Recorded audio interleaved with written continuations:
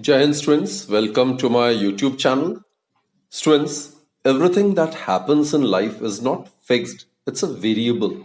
So it can be changed by a weapon called willpower. So try to develop that willpower and you can achieve what you desire for. So let's start this session. Let us consider two coils P and Q. Suppose this is the P coil, which is known as the primary coil. The coil in which the battery and the tapping key is connected is known as the P coil or the primary coil, while the neighboring coil, which consists of a sensitive galvanometer, is known as the secondary coil. In the secondary coil, there is no source, right? So, in order to discuss mutual induction, first and foremost, what we do is we'll consider the two coils P and S to be placed quite close to each other, right? Now, if the two coils are placed close to each other, then the magnetic flux linked with one coil also get linked with the other coil. So that's the main purpose of placing these two coils close to each other. A battery and a tapping key are connected to the P coil, while a galvanometer is connected across the S coil. So, as I've stated, these two coils P and S are known as respectively the primary coil and the secondary coils, right? Now students, as soon as this key K is pressed, the current in the P coil starts growing in this direction. Now, I is the current which is flowing through the P coil, right? Now, as the current grows, the magnetic flux starts building up with the coil P due to the self-induction. So obviously an induced EMF is produced in it. So that is self-induction, which we have discussed in the previous lecture, right? Now the induced EMF opposes the growth of current in the P coil. As we are all aware, the induced EMF or the induced current is always of opposing nature. Now since the S coil is also placed close to this P coil, therefore the magnetic flux also starts building up, or it also starts increasing with the S coil, and hence an induced EMF, which is of opposing nature, is also produced in the S coil. This induced EMF, which is get produced in the S coil, also opposes the growth of current which is flowing through the P coil. This is during the growth of current in the P coil when the tapping key is just pressed, right? Now when the tapping key is kept pressed, then the current in the P coil will attain a steady value. Therefore, no magnetic flux linked with the P coil and hence with the S coil will change, and therefore, in this case, no induced current will get produced in either of these two coils, right?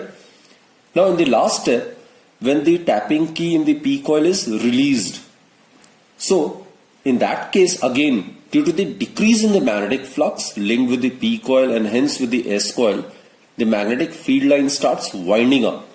So again, due to the change in the magnetic flux, an opposing induced EMF is produced in the coil, right? And the sign of the induced EMF produced in this case will be obviously opposite to that produced when the key is pressed. So if the key is pressed, in that case, if the galvanometer in the S coil shows deflection towards right, then when the tapping key is released, then the galvanometer in the S coil will show deflection towards left, indicating the direction of the induced current is opposite in both the cases, right?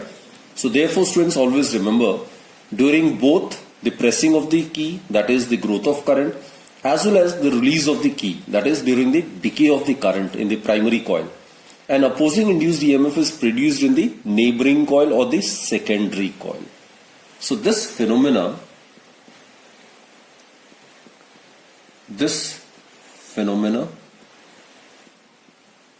according to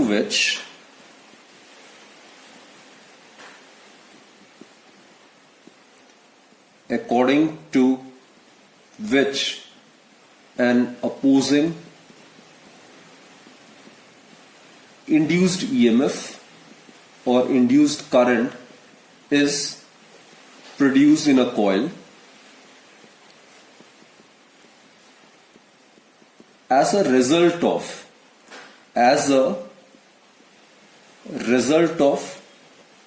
change in the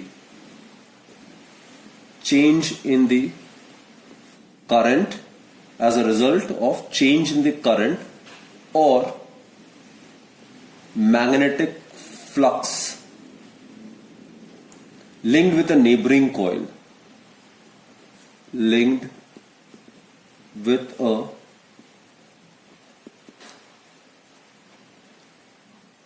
neighboring coil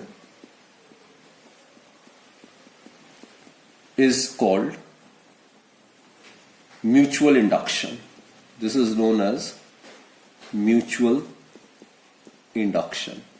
So again I repeat, students, due to the change in the current in the P coil, an opposing induced EMF or the induced current is produced in the neighboring coil, which is the S coil. So this phenomena, according to which an opposing induced EMF or opposing induced current is produced in a coil as a result of the change in the current or the change in the magnetic flux linked with the neighboring coil, is known as mutual induction. Right? Now let's deal with this topic analytically or mathematically. Suppose, students, phi p is the flux associated with the P coil, phi s be the magnetic flux associated with the S coil. We are aware that flux associated with this P coil is directly proportional to the current flowing through it. We are already aware of it, isn't it? The greater the magnitude of the current flowing, the more will be the flux associated with this coil. And since both these coils are placed close to each other, therefore the change in the magnetic flux in the P coil will also produce a change in the magnetic flux with the S coil, right? Therefore, from these two, we conclude that the magnetic flux associated with the secondary coil is directly proportional to the current flowing through the primary coil. Right, students? Again, I repeat, it is found that the magnetic flux associated with the secondary coil at any instant is directly proportional to the current passing through the P coil at that instant. So therefore, mathematically, phi s is proportional to I. Now, in order to eliminate this proportionality sign, we need to introduce some constant, and that constant, student, it is represented by capital letter M. So it becomes Mi. Phi s equals to Mi. This M is constant of proportionality known as coefficient of mutual induction. It is known as coefficient of mutual induction, or it may also be termed as simply mutual inductance. It is also known as mutual inductance of the two coils under consideration, right? Now let's try to define this term, capital M. Now from this expression, what we do is, if I is equal to 1 ampere, then obviously phi s, it would be equal to M into 1, or M, it would be equal to phi s. So this gives us a way to so as to define mutual inductance. So students, look, the mutual inductance of the two coils is numerically equal to the magnetic flux associated with the secondary coil when the current flowing through the primary coil is 1 ampere. Right? Again I repeat, the mutual inductance of the two coils is numerically equal to the magnetic flux associated with the secondary coil when a current of 1 ampere flows through the primary coil. So this is how the mutual inductance of the two coils can be defined. Right? There is another alternative method also so as to define it. What to do is, let's consider the case of induced EMF. It's always of opposing nature, so this negative sign, and it is equal to the time rate change in the magnetic flux, isn't it? So the induced EMF which gets developed in the secondary coil, it would be given by the time rate change in the magnetic flux associated with the secondary coil. So if you substitute this value over here, what we get is mutual inductance of the two given coils is constant. So M can be taken outside. Substitute phi s as Mi over here. So we get di by dt. And di by dt, we have discussed this term before. This represents the rate at which the current is changing in the P coil. It is actually the rate of change of current in the primary coil, right? So in magnitude,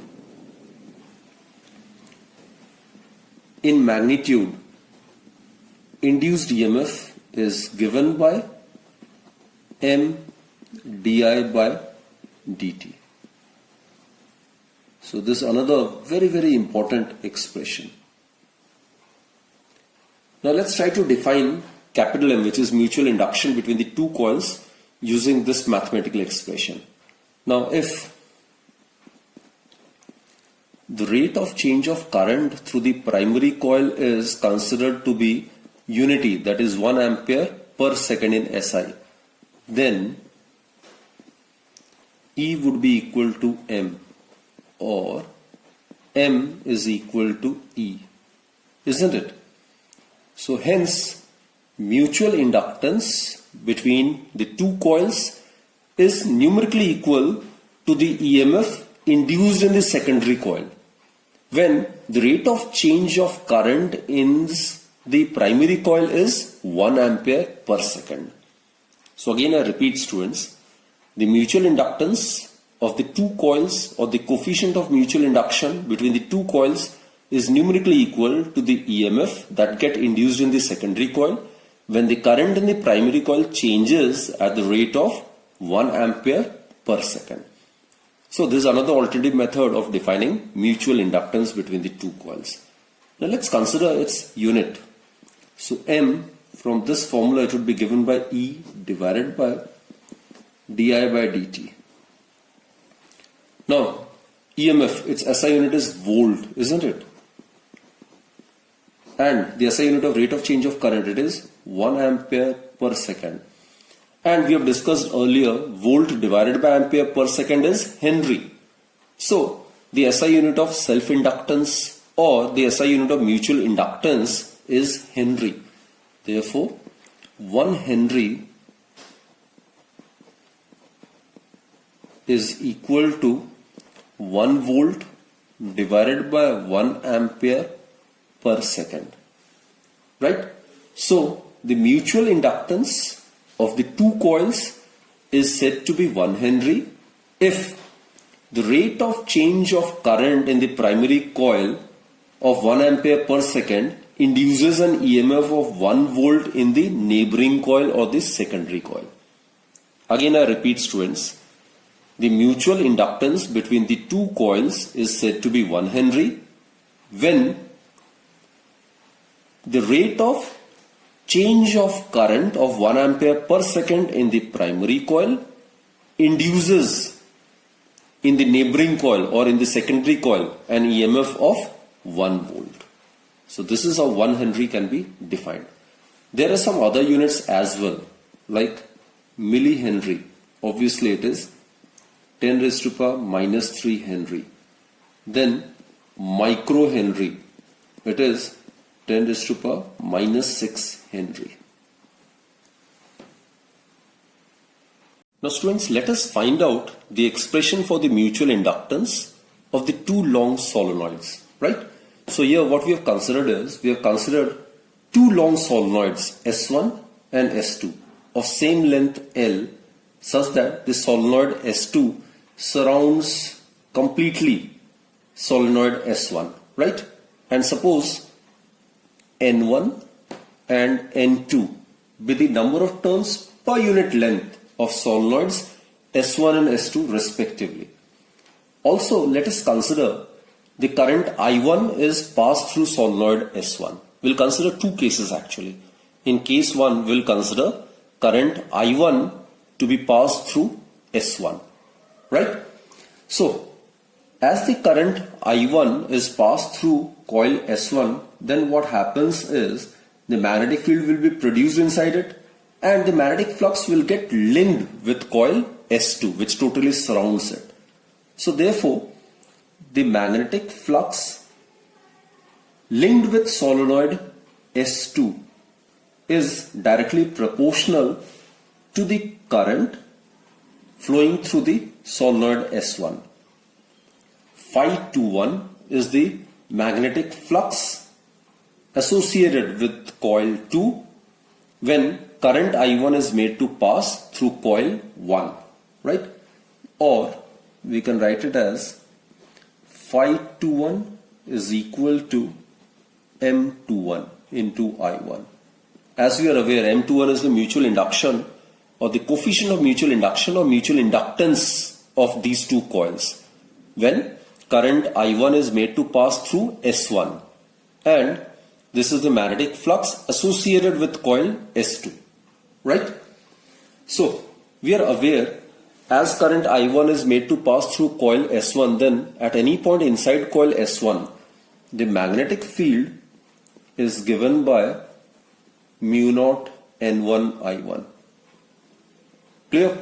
So therefore, magnetic flux linked with the single turn of coil S2. Therefore, magnetic flux linked with single turn of S2. It will be obviously given by B1 into A, right? So that will in turn give us mu naught N1 I1A. Look students, mutual induction means when current is made to change or magnetic flux is made to change through one coil, then induced EMF is produced in the neighboring coil. So in case 1, what we are discussing is, we have considered current I1 to be flowing in coil S1 and induced EMF to get produced in coil S2. So we are studying the change in the magnetic flux in coil S2 when current is made to flow through the neighboring coil, which is S1, right? So this is the magnetic flux linked with the single turn of S2. Therefore, total magnetic flux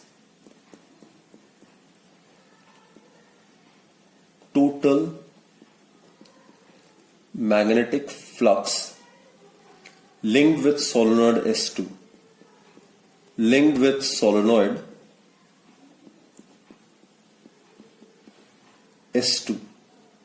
is given by, we have considered to be Phi21.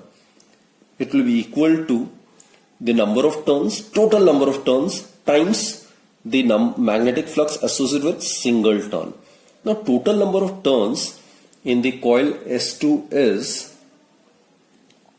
N2 times the flux associated with single turn of S2, right? So what we get is N2 is, we are aware, N2, it would be equal to number of turns in coil S2 divided by length. So capital N2 may be written as small n2L, right? And in place of phi single turn of S2, you can write this value. So it is mu naught N1 I1A. Put this as equation number 1. Right students? Also we are aware Phi21 is equal to M21 I1, right? Put this as equation 2. Therefore equate these two and we can get the expression for M21. I1 get cancelled. The left hand side of both are equal. Therefore we can equate right hand side. Therefore M21, it is equal to N1 N2 mu naught AL. So this is the expression for the mutual inductance of the two coils when current I1 is made to pass through S1, right? Now let's consider the other case. Now consider current I2 be passed through coil S2 and we will find out the magnetic flux linked with the solenoid S1. So for that, the magnetic flux linked with the coil or solenoid S1 is proportional to the current flowing through the solenoid S2, which is I2. That is phi12, it would be equal to M12 into I2. This is the mutual induction or mutual inductance of the two coils when current I2 is passed through S2, right? Now, when current I2 is passed through coil S2, then at any point inside, the magnetic field is given by mu naught N2 I2. Clear, students? Therefore, magnetic flux linked with single turn of S1. The area of S1, this is A. Area is considered to be A. So it will be given by mu naught N2 into I2. Right? And therefore multiplied by A. Actually it is, the flux would be B2 into A. So simply substitute this value B2 over here, and A would be the area of the coil S1. Right? Therefore, students, total magnetic flux linked with solenoid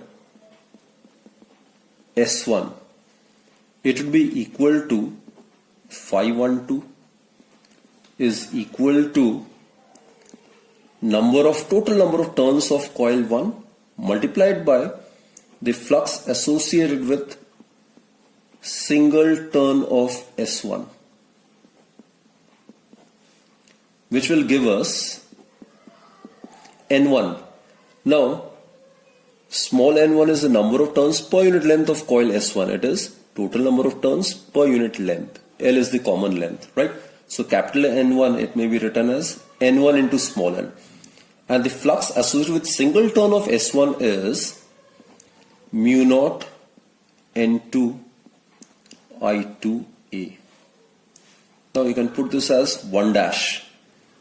Also we are aware phi12 is equal to M12 multiplied by I2. Now we can equate these two. Left hand side of these two equations are equal. So therefore equate the right hand side. I2, I2 get cancelled. So what we are left with is M12 is equal to N1 N2 mu naught AL. So it's pretty evident from these two that in case of two long solenoids, the coefficient of mutual induction remains the same, irrespective of whether the current is passed through the inner solenoid or it is passed through the outer solenoid. Therefore, from these two, what we conclude is M21 is equal to M12 is equal to M, say. And therefore, the coefficient of mutual induction between the two long solenoids is given by N1 N2 mu naught AL. Right? It can be further changed, like it can also be written as M is equal to, substitute this value of N1 and N2 over here. So we can write N1 N2 mu naught A divided by L, because small n1 is capital N1 by L, small n2 is capital N2 by L. So in the denominator we will have L square. So we will be left with only small l in the denominator. So from here we can safely conclude that the mutual inductance between the two coils does depend upon the number of turns in the two coils. It depends upon the cross-sectional area, it depends upon the length, and it also depends upon the nature of the material of the substance which is used as a core, if any. Right? And also here I must remind that in the above expression, A represents the area of cross-section of the inner solenoid. This is very important. A represents A represents the area of cross section of the inner solenoid.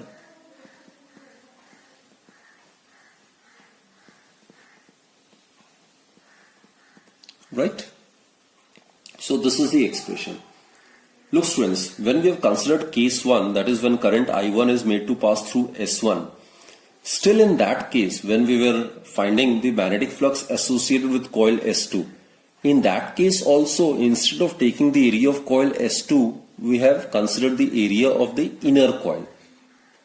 That is because when the current is passed through a solenoid, the magnetic field lines are confined to the space within the solenoid only.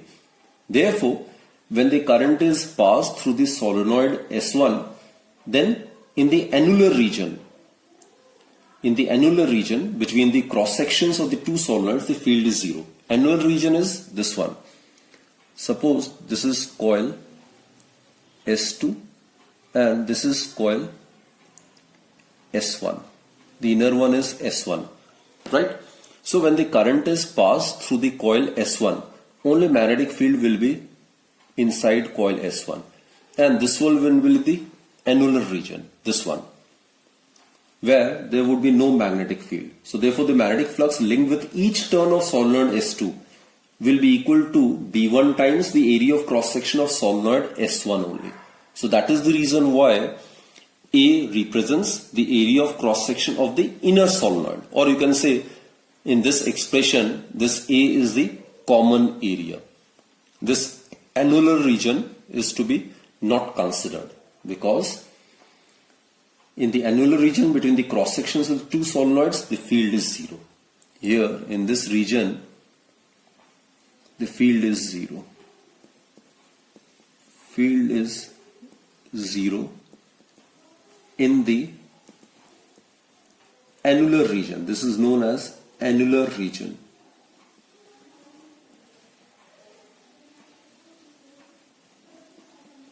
Right? So therefore always keep in mind, in the expression this capital A, it represents the cross-sectional area of the inner solenoid, which is the smaller one. The common area is to be considered. Right?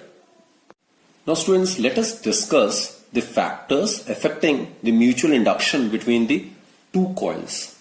Actually, the mutual induction between the two coils depends upon the shape, the size of the two coils, separation between them, and also obviously the permeability of the material of the core, if any, on which the two coils are wound. And apart from these factors, the mutual induction between the two coils also depends upon the manner in which the two coils are oriented to each other. And the manner in which the two coils are oriented determines the coefficient of coupling. Coefficient of coupling.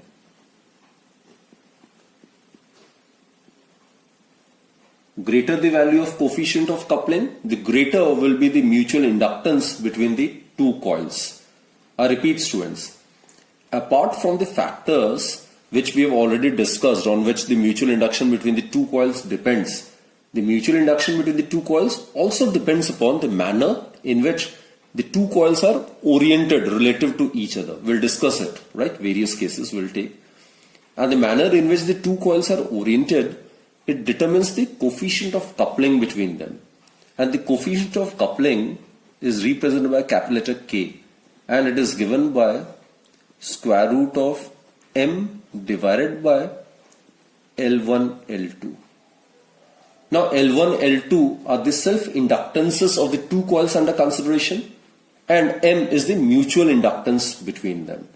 Okay, we'll discuss with the help of these examples. Let's consider the first case. Let us consider this to be a core and the two coils are wound over it. This is the first coil, suppose.